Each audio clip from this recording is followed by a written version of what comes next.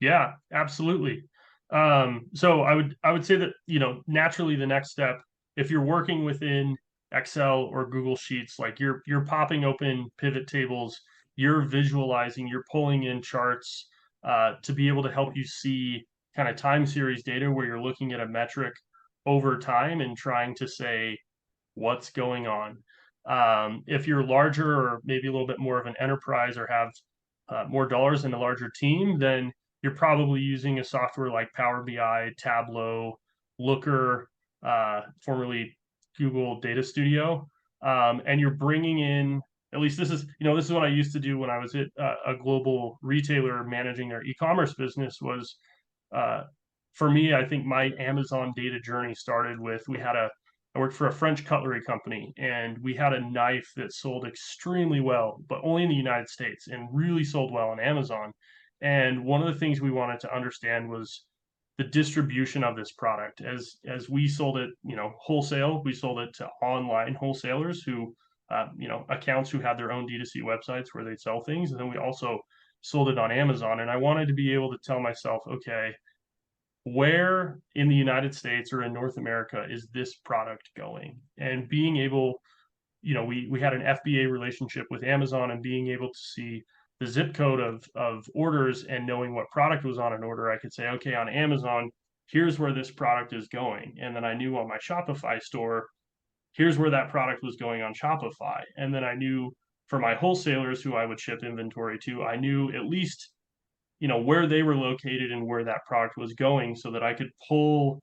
Again, this was just kind of like me managing D2C. It wasn't where I am today, but it was how can I pull this in and blend, again, bringing things down to the very base level that I could, which is that ASIN or the product SKU at the child level, and attaching all these data points to it to be able to help me understand and visualize where and how my product is being distributed across the continent, which I think for me was really that like first opportunity with Amazon and understanding, okay, how as a brand, how can I make this channel work for me instead of against me, and help me understand how my product's penetrating a market.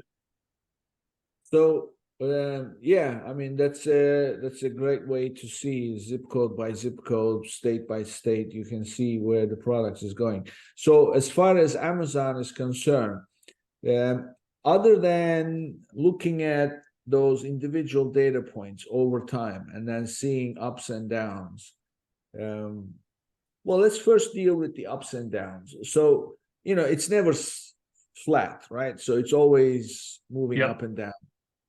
So what is it that you are doing with that?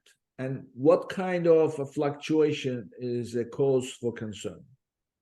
Yeah, good question. So I think first and foremost, and something I should address on like from a visualization standpoint, and again, it's important to know that you can find all of these things and download them within Seller Central. But part of where visualizations and data warehouses become important is you're not thumbing through different tabs in Seller Central to try and pull an export here and export there. You can pull all of that into one place so that you can visualize it as one kind of like cohesive table, or you can look at that child ASIN and see everything attached to it: inventory, traffic, you know, marketing metrics. You can look at sponsored product campaigns and attach that to that product. Um, so after you've got everything attached, really, again, I like to look at things on a weekly basis, knowing that just seeing over time as I make a decision, sometimes depending on the decision, it happens really fast, and then the cause and effect is really quick. So you want to be looking at things daily, but oftentimes making a decision on a weekly basis, I know that, okay, by next week, I'll be able to see if I saw a metric coming down in my time series data. I made a decision, then what happened a week or maybe 2 weeks from there? Was I able to kind of right size that dip, or be able to understand? Oftentimes, we only focus on what caused the product to go down, but I think it's just as important to understand, wow, sales really took off for this product.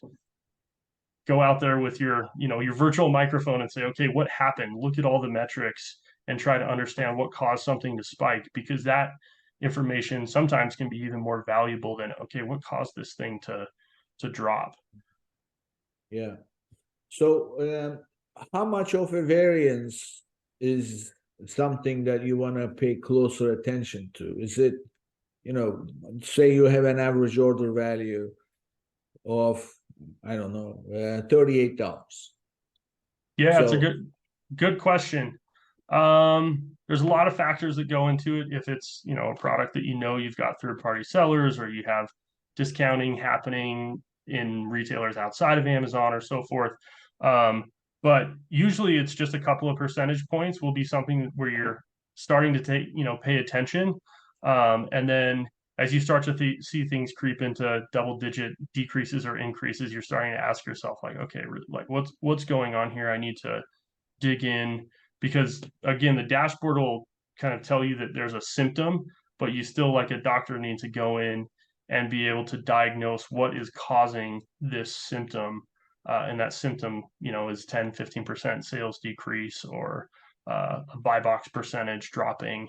A couple of percentage points on buy box, it can sometimes be enough to alert you. So it yeah, depends on the metric, but um, again, that's why it's important to have that yeah. history and So, be I able to mean, visualize look, over time.